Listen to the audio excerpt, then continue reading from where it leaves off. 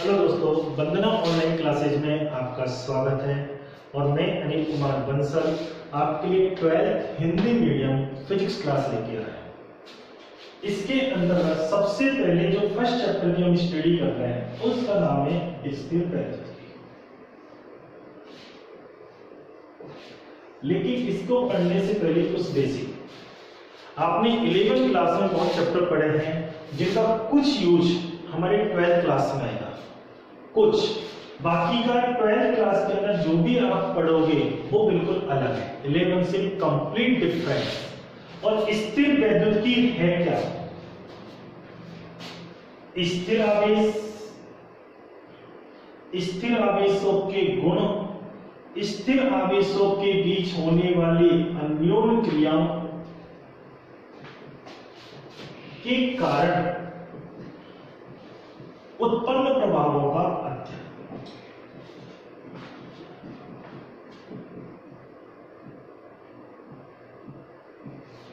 उत्पन्न प्रभावों का अध्ययन क्या कहलाएगा मेरा?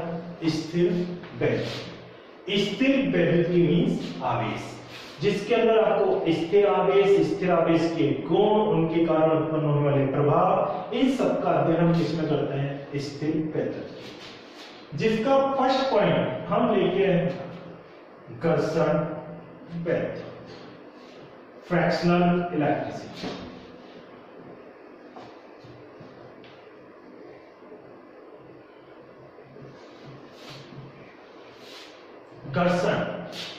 घर्षण वैद्युत, घर्षण की प्रक्रिया के द्वारा आवेश की उत्पत्ति। कौन सी प्रक्रिया? घर्षण प्रक्रिया के द्वारा आवेश की उत्पत्ति।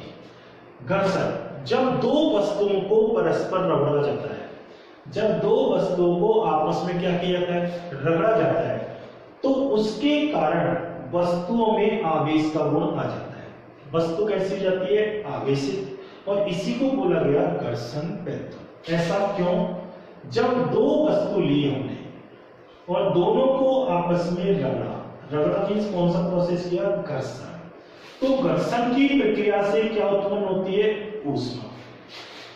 ऊष्मा के कारण ए से कुछ इलेक्ट्रॉन बी में या बी से कुछ इलेक्ट्रॉन ए में ट्रांसफर हो जाता है। इसके कारण एक पॉजिटिव और दूसरी क्या हो जाती है? नेगेटिव। जो इलेक्ट्रॉन देगा वो पॉजिटिव और जो इलेक्ट्रॉन लेता है वो कैसे हो जाता है? नेगेटिव। और इस प्रक्रिया का नाम दिया गया था घर्षण वैद्युत। घर्षण वैद्युत के बारे में सबसे पहले जानकारी एक दार्शनिक, एक फिलोसोफर जिसका नाम था थेल्स, एक दार्शनिक थेल्स, जो ईसा से लगभग 600 वर्ष पूर्व आया।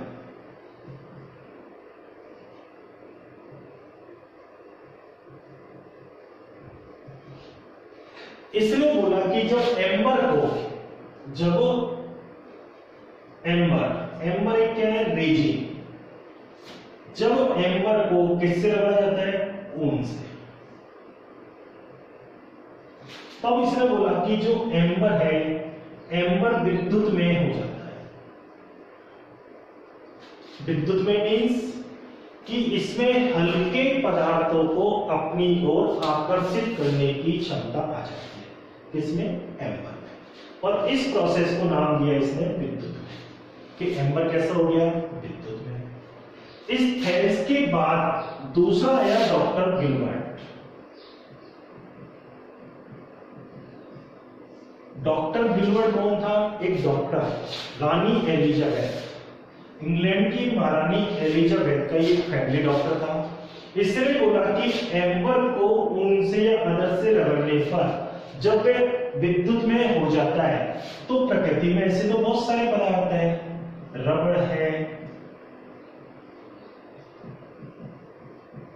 प्लास्टिक, नायलॉन, सल्फर, कांच, ऊन, समूह, जिनको परस्पर या दूसरी चीजों से यदि रगड़ा जाए तो ये अन्य वस्तुओं को अपनी ओर क्या कर लेते हैं? आकर्षित। हम भी आजकल देखते हैं कि जब कंघी को बालों से रगड़ा कंघी को किससे रगड़ा? बालों से। और उसके आसपास कागज के छोटे छोटे क्या लेके आ जाते हैं? टुकड़े। तो उनको अपने को लगातार क्या करता रहता है? आकर्षित। इसी प्रकार यदि हमने गुब्बारा लिया, गुब्बारे को बालों से रगड़कर हम दीवार के पास ले जाते हैं तो वो भी चिपक जाता है। तो ये दोनों प्रक्रिया किसको दर्शाती है? घर्षण। ये दोनों प्रोसेस किसको दर्शाएगा? घर्षण। घर्षण कि जब हमने गुब्बारे को बालों से रगड़ा तो इसलिए या तो इलेक्ट्रॉन दिए या इलेक्ट्रॉन लिए, कोई ना कोई एक प्रोसेस होगा। तो ये क्या हो गया? आवेशित। आवेशित जैसे ही होगा और दीवार के पास ले जाया जाएगा तो दीवार में एक प्रक्रिया होगी, प्रेरण। उस प्रेरण के कारण वो बाल गुब्बारा किससे चिपक जाएगा? दीवार से। तो ये कौन सा टॉपिक है? घर्षण बल। इसके बाद तीसरा आया बेंजामिन फ्रैंकलिन।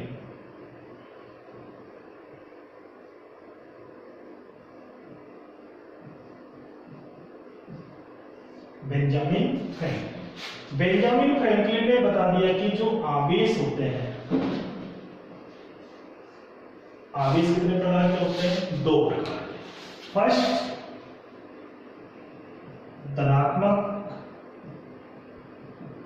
सेकंड ऋणात्मक। पहला आवेश उसने बताया धनात्मक, दूसरा आवेश उसने बताया ऋणात्मक। और इनको बताने के लिए उसने अपने कुछ प्रयोग किए।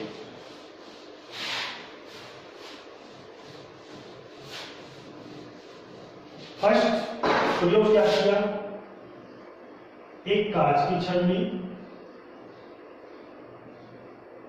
उस कांच की छड़ को उसने रेशम से क्या किया? रगड़ा। क्या देखा? कांच की जो छड़ है वो कैसी जाती है? आगे से। इसी प्रकार दूसरा इसने प्रयोग किया एबोनाइट। एबोनाइट की छड़, उसको इसने रख किया ऊन से, बिल्ली या कुत्ते की खाल, फर या बोल दो समूह। इससे क्या किया? इसने बोला कि एबोनाइट की छड़ पुनः क्या हो जाती है? आगे से। ठीक है, जरूरी नहीं है मैं एबोनाइट की छड़ लें, आप प्लास्टिक ले लो, कोई अदर ले लो। प्लास्टिक की छड़ का भी हम उपयोग कर सकते हैं। ठीक है, अब इसने कांच की छड़ ली, उस कांच की छड़ को स्वतंत्र रूप में लटका दिया, उसको एक डोरी की सहायता से बांध के लटका दिया।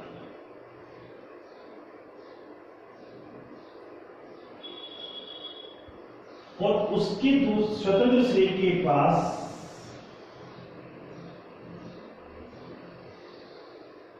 दूसरी कांच की छड़ लाया। क्या पाया? पहली कांच की छड़ दूसरी कांच की छड़ को प्रतिकर्षित कर रही है, यानी एक जैसे जैसे पास ला रहा है, दूसरी लगातार उससे कहां जा रही है? दूर। यानी इनके बीच कौन सा प्रोसेस हो रहा है? प्रतिकर्षण। यानी ये कैसे हो रहे हैं? दूसरा इसने क्या किया? एक एबोनाइट की छड़ ली, उस एबोनाइट की छड़ के पास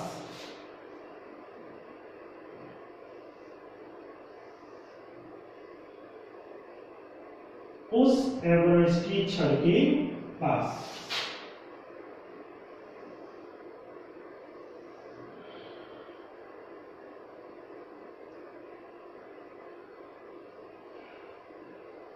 दूसरी एबोनाइट की छड़ लाया।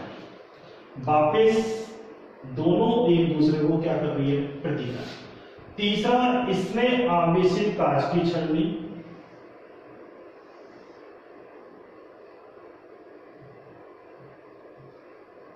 और उस आवेशित छड़ के पास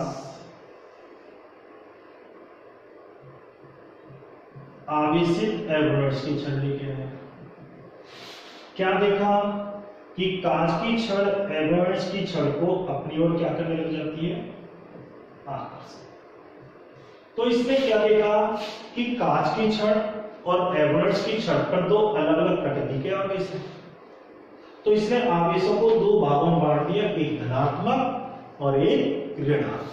साथ ही साथ बोल दिया कि समान प्रकृति के आवेश समान प्रकृति के आवेश परस्पर प्रतिकर्षित होते हैं और विपरीत प्रकृति के आवेश परस्पर क्या होते हैं, आकर्षित होते हैं। ये तो हमने घर्षण वैद्युत हो गया। घर्षण वैद्युत में फिर हमने वर्ड्स बार यूज ले रहे हैं, आवेश।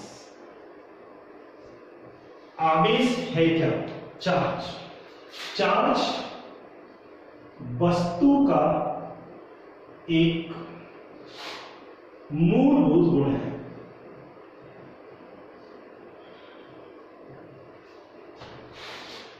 जिसके द्वारा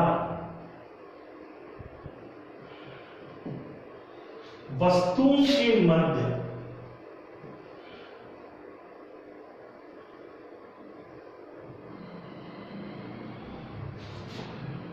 आकर्षण या प्रतिकर्षण बल कार्य करता है। आवेश वस्तु का एक मूलभूत गुण है जिसके द्वारा वस्तुओं के मध्य आकर्षण या प्रतिकर्षण बल कार्य करता है। हेलो दोस्तों, वंदना ऑनलाइन क्लासेज में आपका स्वागत है। और आज हमारा जो टॉपिक स्टार्ट किया जा रहा है वो है विद्युत आवेश का इलेक्ट्रॉन सिद्धांत। कि विद्युत आवेश का इलेक्ट्रॉन सिद्धांत है क्या। तो हम जानते हैं कि कोई भी एनीथिंग है, कोई भी द्रव्य, चाहे ठोस हो, गैस हो, द्रव हो, सभी चीजें किससे मिलकर बनी होती है, अणु से। और अणु किससे मिलकर बना होता है, परमाणु से। और परमाणु पदार्थ का सबसे छोटा कण है जिसको हम कभी भी पुनः विभाजित नहीं कर सकते। यानी किसी भी पदार्थ के मूलभूत गुणों का निर्धारण कौन करता है, परमाणु। परमाणु के अंतर्गत एक होता है नाभिक। नाभिक जिसमें परमाणु का समस्त द्रव्यमान केंद्रित रहता है।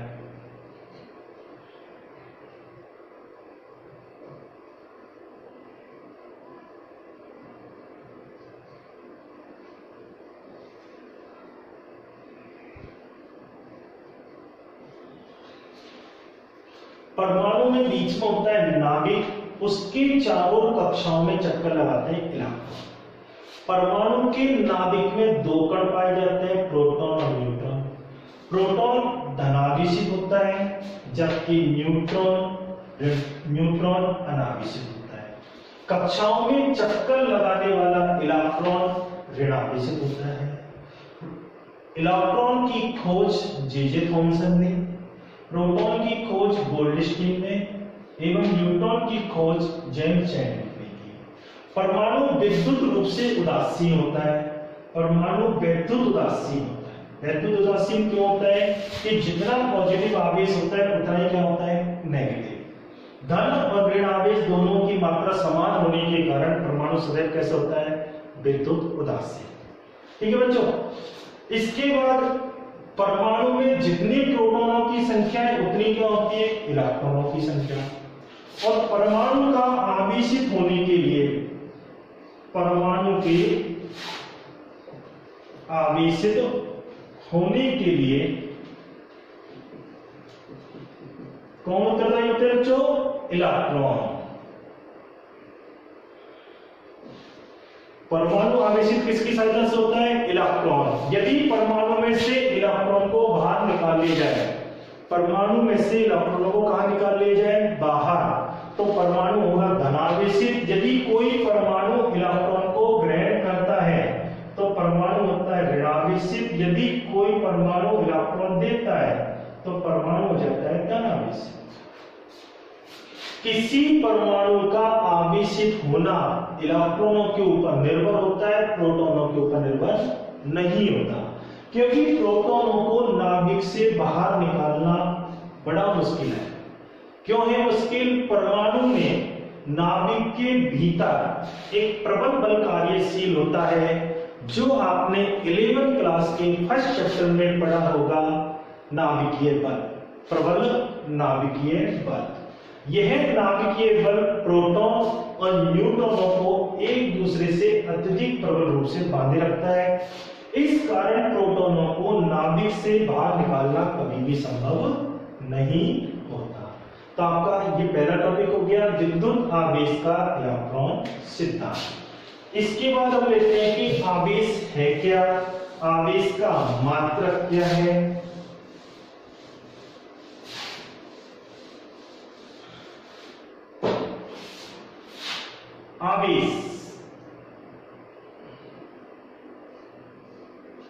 आवेश है क्या? आवेश पदार्थ का एक मूल गुण है।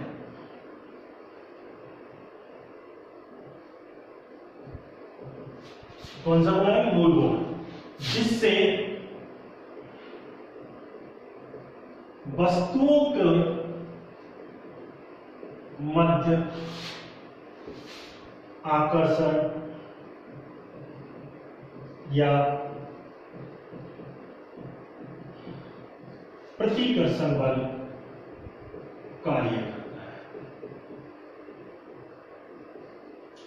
या आवेश वह गुण है जो किसी वस्तु के आवेशित होने के बारे में बताता है कि वस्तु आवेशित है या अनावेशित। आवेश का मात्रक। First coulomb. कौन सी पद्धति में आता है coulomb? SI। Second state coulomb. ये कौन सी पद्धति में आता है? CGS। एक कूलम बराबर होता है 3 × 10⁹ स्टेट कूलम।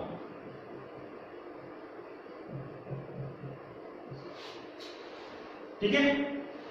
अगला टॉपिक है बच्चों, आवेश का सबसे बड़ा मात्रक।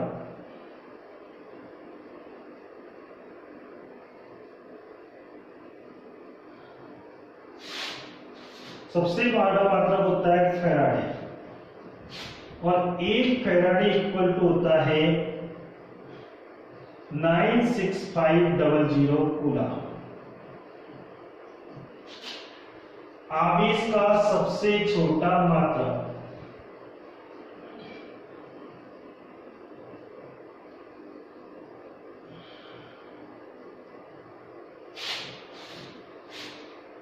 स्थिर वैद्युत इकाई।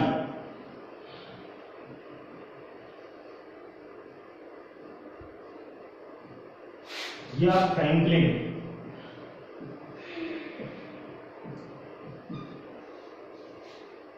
इसको बोलते हैं ESU या FR। ये आवेश का सबसे छोटा मात्रक है, और एक कूलम बराबर होता है 3 × 10⁹ ESU।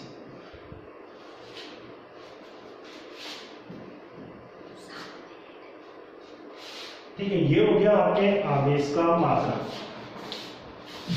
चलो